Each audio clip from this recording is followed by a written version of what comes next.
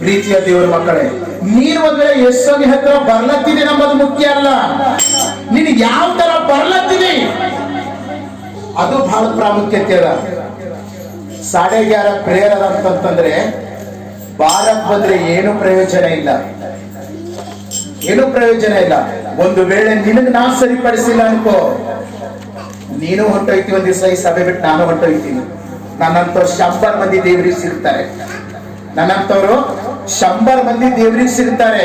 ಆದ್ರೆ ನನಗೆ ಈ ಸೇವೆ ಸಿಗಲ್ಲ, ಇಂಥ ಪಾಸ್ಟರ್ ಸಿಗಲ್ಲ, ಇಂಥ ಒಂದು ಸಭೆ ಸಿಗಲ್ಲ.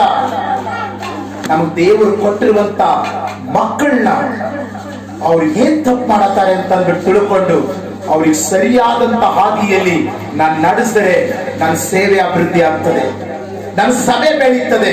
ನನ್ನ ಸಭೆ ಬಂದಿರುವಂತ ಜನಗಳು ದೊಡ್ಡ ದೊಡ್ಡ ಸಾಕ್ಷಿಗಳನ್ನ ಕೊಡ್ತಾರೆ.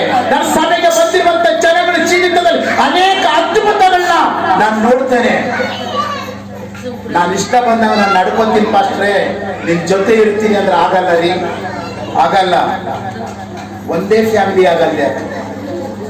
ನನ್ನ ಮಾತು ಕೇಳಬೇಕಾಗಿಲ್ಲ, ಈ ಚರ್ಚಿಗೆ ಸರಿಯಾಗಿ ನಡ್ಕೋಬೇಕು, ಈ ಸಭೆಗೆ ಸರಿಯಾಗಿ ನಡ್ಕೋಬೇಕು.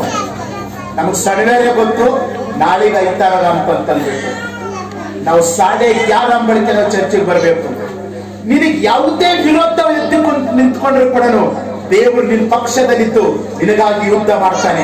ಅಲ್ಲಿ ಬರೆಯಲ್ಪಟ್ಟದ 24ನೇ ವಚನದಲ್ಲಿ ಯಹೂದ್ಯರು ಇಸ್ರಾಯೇಲರು ಕೂಡ ಚರ್ಚಿಂದ ಹೊರಗಡೆ ಬಂದ ತಕ್ಷಣ ಅಲ್ಲಿ ರಾಶಿ ರಾಶಿ ಹಣಗಳು ಬಿದ್ದವಂತ.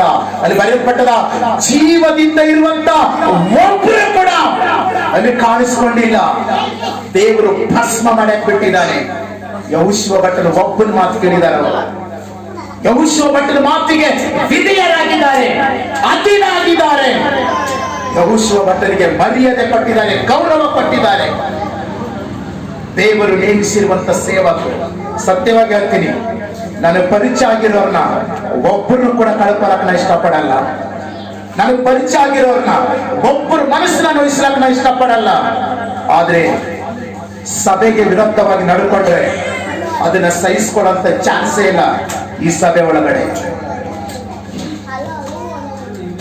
ಹಾಗಾಗಿ